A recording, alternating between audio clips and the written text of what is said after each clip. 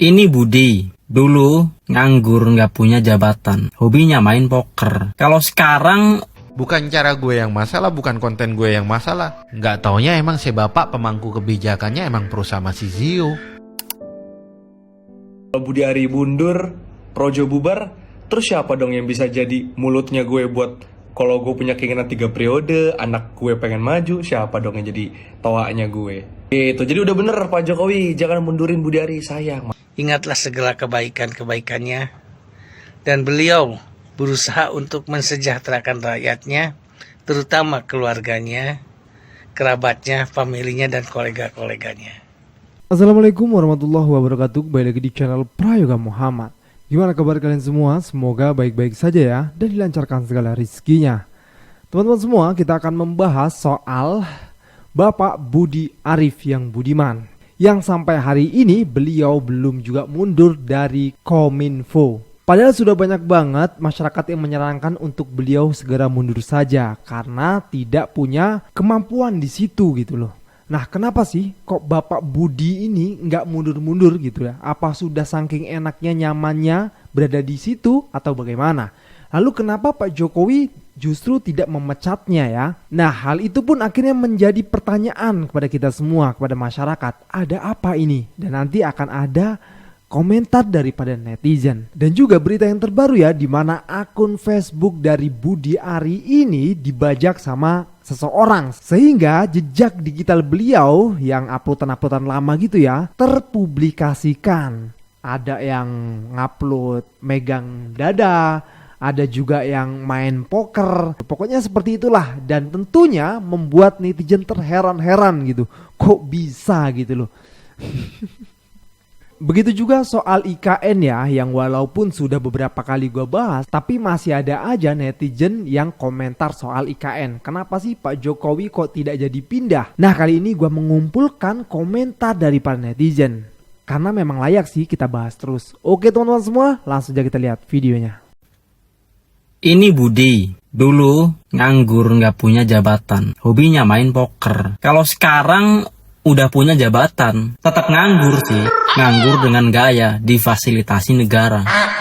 Ayo Pak, ketahuan ya? Ketahuan kan kalau Bapak suka ngeliatin burung Garuda. Udah Pak, kalau udah ketahuan sama netizen gak usah ngelak. Bisa ding Pak, Bapak bilang aja nanti alasannya, itu akun Facebook saya kena bajak. Dijamin Pak, masyarakat kagak percaya. Aman ya, 25.000 orang tanda tangan petisi Bapak Budi Ari bertahan. Bodoh. Gue pikir orang India yang meramal kiamat itu orang yang paling aneh. Ternyata ada 25.000 orang lainnya yang kayak gini nih, masa kecilnya gak pernah mabuk intisari tapi mabuknya kecubung. Kalau lu bilang alasannya adalah Bapak Budi Ari merupakan simbol perlawanan judi online, mending Ferry Irwandi kemana-mana. Lu lihat tuh Ferry Irwandi main ke podcast sana sini ngejelasin sistem judi online sambil ngerokok. Kurang simbol apa lagi? Lu ngerti gak sih perasaan M-Banking lu lupa password tapi pas lu masuk duitnya gak ada, akhirnya gak bisa bayar cicilan motor Beat lu? Gue lupa. Kayaknya 25.000 orang ini sih ngerti sistem M-Banking aja kagak.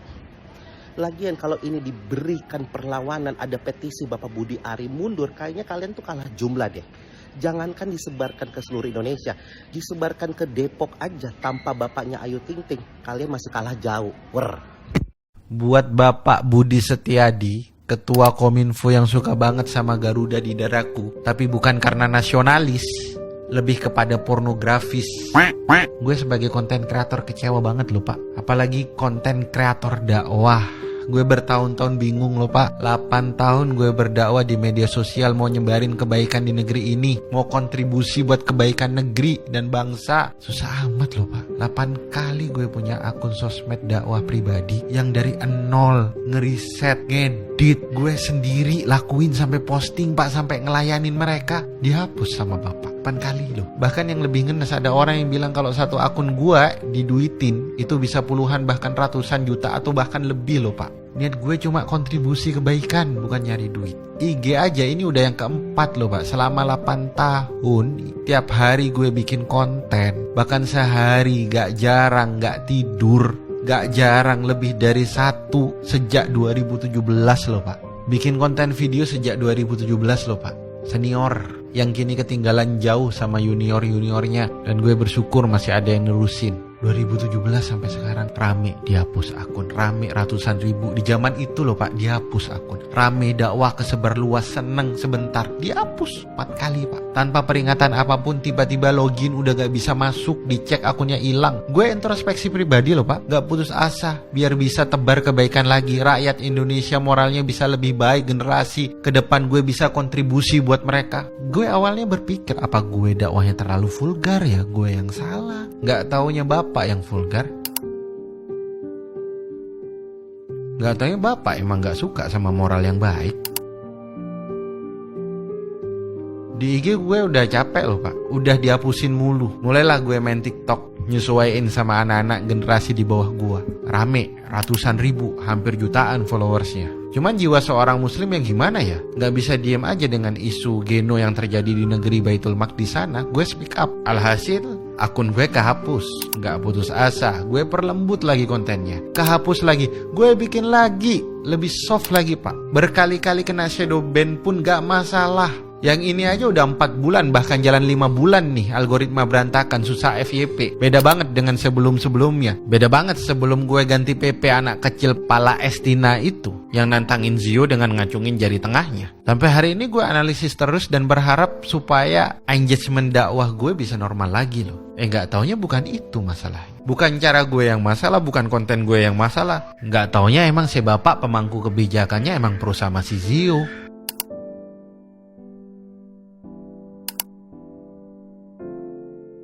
Duh Pak.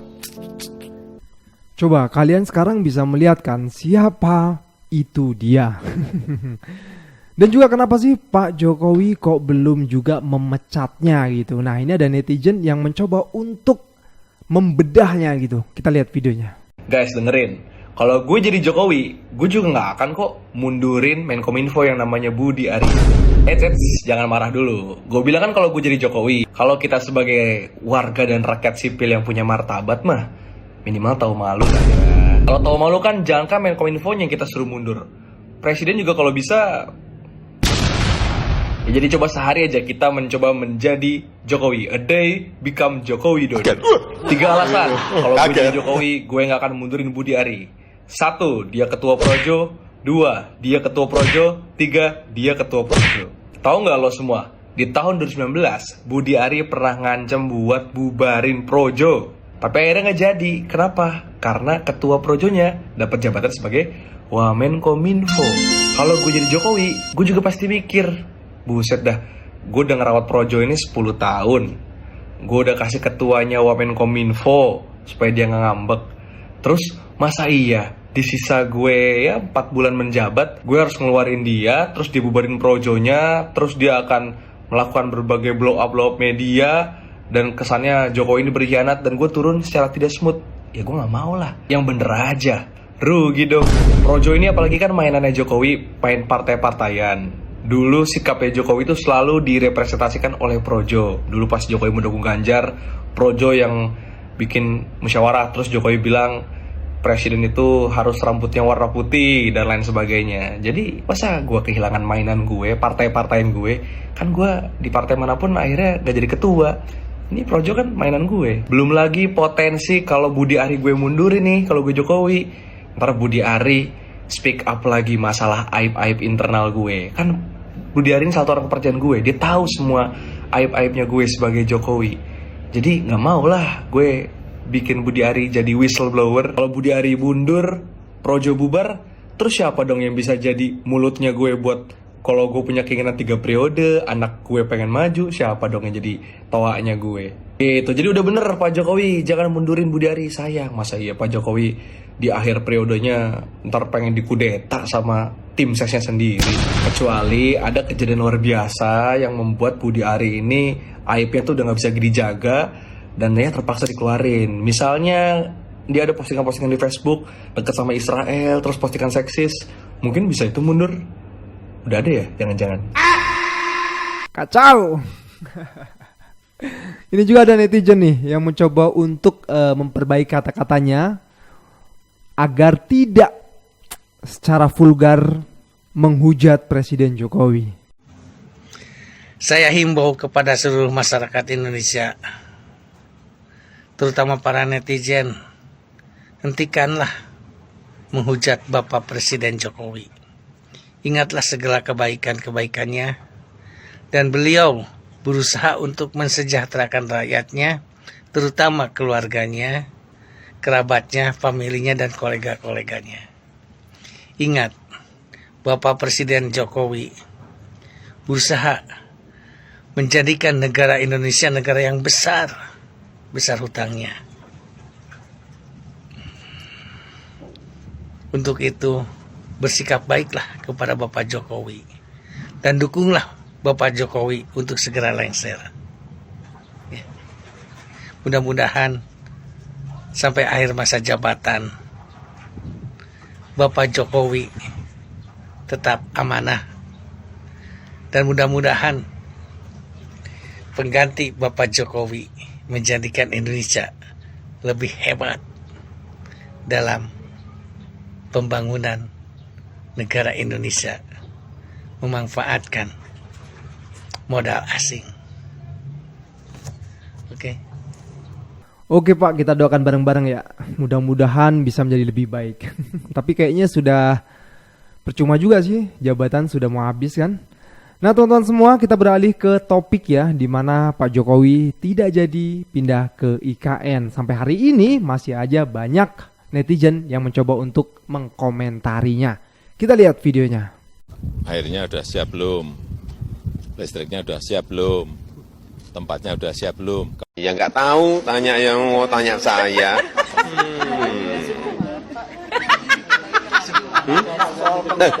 Sebentar, itu anunya. Jokowi nggak jadi pindah ke IKN. Lah, terus gimana nasib IKN? Coba kita dengar langsung jawaban Pak Jokowi pas ditanya soal progres pindahan kantornya ke IKN. Airnya udah siap belum? Listriknya udah siap belum? Kalau siap, pindah. Lah, pas ditanya udah dapat laporan dari PUPR, Jokowi jawab, sudah, tapi belum. Maksudnya gimana ya? Saya mau bicara tentang Sudah, tapi belum. Jadi, apa alasan Pak Jokowi buat nunda pindahannya ke IKN? Satu, ya emang IKN belum siap. Kata ekonom Eko Listianto, penundaan pindah sebenarnya nggak masalah karena emang banyak yang harus disiapin, teknis dan non teknis. Karena nyatanya proyek ini harusnya jalan dalam jangka panjang. Buat apa maksain kalau fasilitas dasar belum siap? Dua, apa kabar investor? Menurut Eko, penundaan ini berpotensi bikin calon investor ragu. Kata Eko, investor baru akan masuk pas ekonomi IKN udah jalan. Tiga, IKN kurang matang. Kata analis senior Indonesia Strategic and Economic Action Institution, Roni Pesasmita, pemerintah kayak melupakan soal perencanaan profesional dan kesiapan fiskal pas ngurusin IKN. Menurut Roni, IKN belum jelas secara konsep. Kalau emang jelas, harusnya bisa berjalan seperti Canberra di Australia, Putrajaya di Malaysia, dan yang paling penting, ada kesan buru-buru. Padahal nggak ada urgensi. Padahal di bulan Juni, Jokowi sangat optimis bisa pindah ke IKN. Nggak cuma ini, belum soal insentif PNS yang pindah. Tapi coba kita lihat aja, kata Pak Bas, setelah tanggal 20 Juli, hasil pembangunan IKN baru akan terlihat dengan jelas. Nah, gimana menurut lo? Udah siap ngelihat IKN? Sudah, tapi belum. Salam logika. Ditanya tentang kenapa Pak Jokowi tidak jadi ngantor di IKN, Ibu Kota Nusantara yang baru, di bulan Juli ini, Pak Jokowi menjawab, malah balik bertanya, listriknya sudah siap belum? Airnya sudah siap belum? Kok ditanya malah balik tanya? Tapi sih, jawaban ini lebih maju ya ketimbang jawaban-jawaban Pak Jokowi sebelumnya. Biasanya kalau ditanya apapun Pak Jokowi, jawabannya, ya enggak tahu, kok nanya saya. Jakarta masih berguna, Pak. Kenapa IKN diburu-buru kayak Jakarta udah tenggelam saja? Kalau tahu sekarang Jakarta banjir, kan kita semua tahu siapa pejabat gubernurnya. Tapi ibarat nasi ya. Ibarat nasi semua sudah menjadi bubur. Karena ambisi brutal Presiden Konoha yang ngawur, pembangunan IKN disebut siang malam sekarang dilembur. Cuma buat upacara bendera 17-an sebelum zuhur. Padahal ada kesulitan air. Ada kesulitan soal air. Meski bendungan Sepaku sudah hadir, saya dengar kualitas airnya berlendir. Apakah ini karena jatah APBN yang belum cair? Yang menarik adalah pernyataan Pak Wiwi bahwa katanya akan berkantor di IKN pada bulan Juli ini. Ternyata fasilitas utama belum juga jadi. Listrik dan air bersih pun belum ada di sana dan sini. Lalu Presiden berkata, kita tidak ingin memaksakan sesuatu yang memang belum, jangan dipaksakan. Semuanya dilihat progres lapangannya. Dilihat. Begitu kata Pak Wiwi. Ini menarik sekali kawan murid sekalian. Coba kalimat ini digunakan untuk anak-anaknya saat Pilpres dan Pilkada. Ada pernyataan yang menyampaikan bahwa Presiden terpilih tidak memprioritaskan IKN. Ini lebih parah lagi. Jadi sebenarnya IKN ini buat siapa?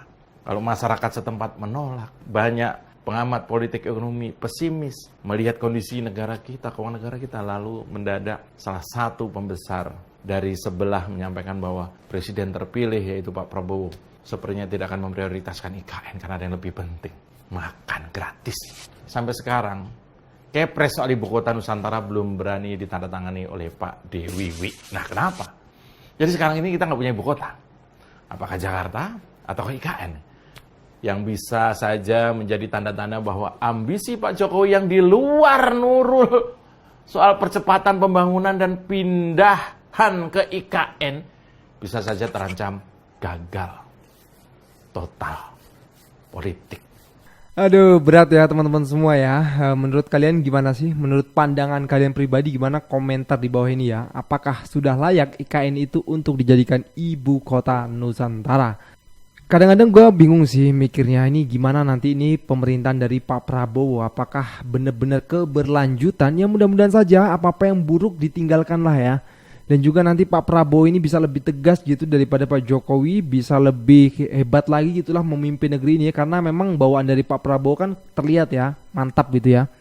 Ya kita dukung saja sih, tetap kita dukung ya. Dan juga apalagi sekarang Pak Anies Baswedan itu sepertinya sudah mulai merapat juga ke Pak Prabowo. Jadi mantap nih, bisa-bisa nanti Pak Jokowi malah justru ditinggalkan ya. Oke teman-teman semua, gue rasa cukup ya. Jangan lupa untuk berikan komentar kalian di bawah ini. Jangan lupa juga untuk like, subscribe channel ini. Sekian dari gue Prayoga Muhammad. Wassalamualaikum warahmatullahi wabarakatuh.